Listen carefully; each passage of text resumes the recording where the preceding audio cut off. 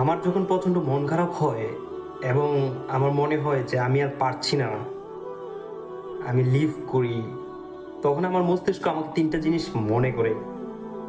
এক, ফাইন না ইউসরি মা ইউসরা, অতঃপর কষ্টের পর স্বস্তি আছে।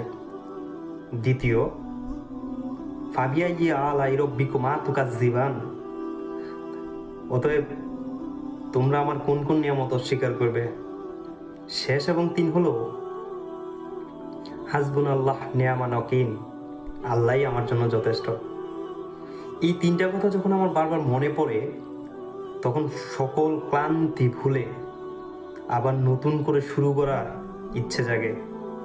আপনিও জীবনে প্রয়োগ করতে পারেন এই তিনটা জিনিস, যদি নতুন করে আবার শুরু করতে চান। নিশ্চয়ই আপনার পাশেও আপনার